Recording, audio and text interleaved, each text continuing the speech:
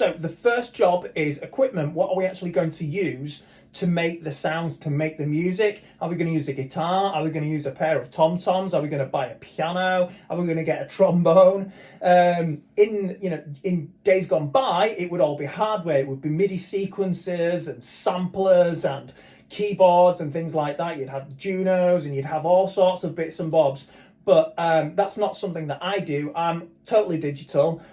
It's something that I probably would like to get into in the future, but where I am right now, this has pretty much done every tune I've ever made, and I'm really happy with it. So you're going to need a few things. The first thing is you're going to need either a laptop or a PC. Doesn't have to be anything crazy. You can get my PC that I built, I think cost about £600, maybe something like that, and I did a lot of research and I got a really good spec. My laptop's a basic laptop. It was about 300 quid, and that does everything. It's everything that I need. So a PC or a laptop is something that you're going to need. If you've got one already, we'll just try and get that one working, see if that one does the job. The next thing is you're going to need to listen to the music that you're making. So you either need a pair of speakers just going straight out from your laptop, if you've got some like Bluetooth speakers or some digital speakers that don't need any kind of amplifier, just plug them into your headphone port and use those. Or you can use something like this Focusrite here,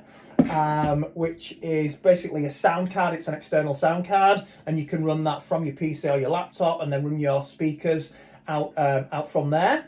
That's the method that I use. So it can be headphones, it could be some speakers that just plug straight into your laptop or computer, or it can be an external sound card like that with speakers attached to it. Just go with whatever suits where you are right now. You don't have to do anything too fancy. I know people who've made a lot of money, a lot of very popular tunes with a pair of headphones, so absolutely fine. The next thing is you need something to sequence your music. Now you would have a sequencer, and you would have the sounds coming into that sequencer, but with the DAW, a digital audio workstation such as Ableton, FL Studio, Reason, Cubase, all that stuff, they'll have the sequencer and also the sounds within that, and you can plug the sounds from external files on your computer, external programs, into the sequencer. So your sequencer basically says, okay, I want the drum beat to go 1, 2, 3, 4, 5, 6, 7, 8, 1, 2, 3, 4, or I want the piano to go do, do, do, do, do, whatever. The sequencer is the actual arrangement, the structure of the whole tune, and you have that normally. That's part of the DAW, that's part of your DAW.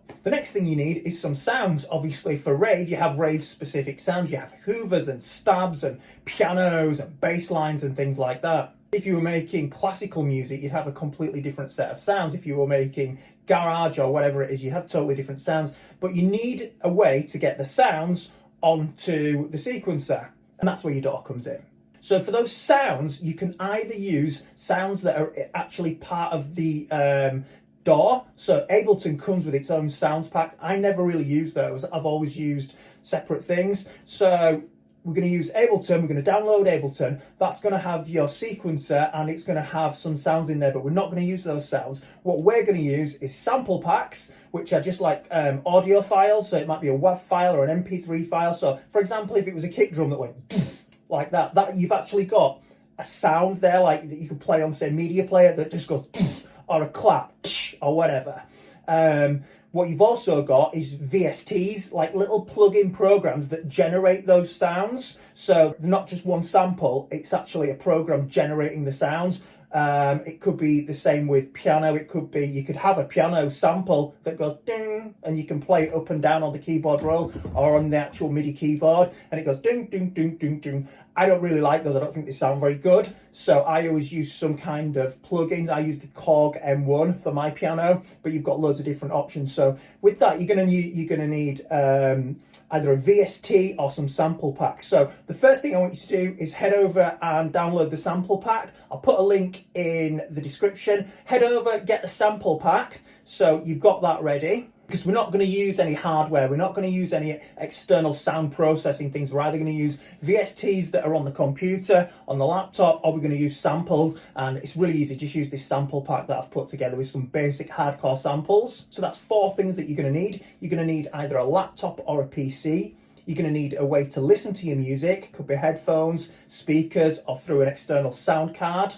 You're going to need a DAW, which is Ableton, which we're going to use. And you're going to need some sounds, and we're going to use VSTs, and we're also going to use the sample pack that you can download in the description. So your job for today, your first job, get your laptop sorted, get some speakers sorted, and download the sample pack. Once you've done that, the next bit is going to be actually downloading and installing the software, and I'll do a separate video for that.